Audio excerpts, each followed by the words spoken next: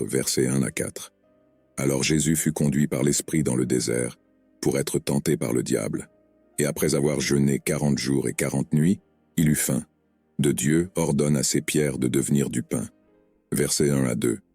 Puis Jésus fut emmené par l'Esprit dans le désert pour être tenté par le diable. Et après avoir jeûné 40 jours et 40 nuits, il eut faim. Dans ces versets, il est souligné que Jésus a été conduit par le Saint-Esprit dans le désert dans le but d'être tenté par le diable. Le désert est un lieu symbolique d'isolement et d'épreuve. Jésus a jeûné pendant 40 jours et 40 nuits, montrant sa préparation spirituelle et sa totale dépendance à l'égard de Dieu. Le fait qu'il avait faim indique l'intensité du jeûne et la réalité de sa nature humaine. Verset 3.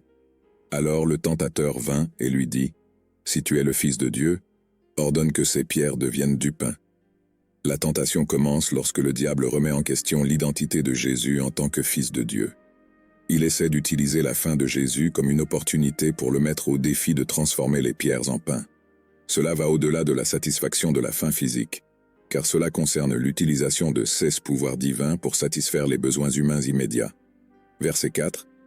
Mais Jésus répondit, « Il est écrit, l'homme ne vivra pas de pain seulement, mais de toute parole qui sort de la bouche de Dieu. » Dans ce verset, Jésus répond à la tentation en citant l'Écriture. Il utilise Deutéronome 8.3, se souvenant que la vie de l'homme ne dépend pas uniquement de la nourriture physique, mais aussi de la parole de Dieu. Il affirme que l'obéissance à Dieu et à sa volonté est plus importante que de céder aux tentations qui satisferaient des besoins immédiats. Commentaire général. Ce passage met en évidence la nature humaine et divine de Jésus. En tant qu'être humain, il a fait face à des tentations réelles et authentiques, mais il a également utilisé sa profonde compréhension de la parole de Dieu pour résister à la tentation. Cet événement est un exemple de la façon dont Jésus a vécu une vie sans péché et de la façon dont il a fait face aux défis basés sur sa foi et son obéissance à Dieu.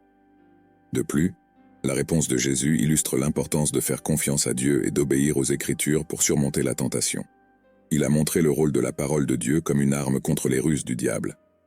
En résumé, Matthieu chapitre 4 versets 1 à 4 décrit le début de la tentation de Jésus dans le désert et nous enseigne son obéissance, sa confiance en Dieu et son utilisation des Écritures pour résister à la tentation. Ce verset nous rappelle également l'importance de la parole de Dieu dans notre propre vie spirituelle et dans nos époques d'épreuves et de défis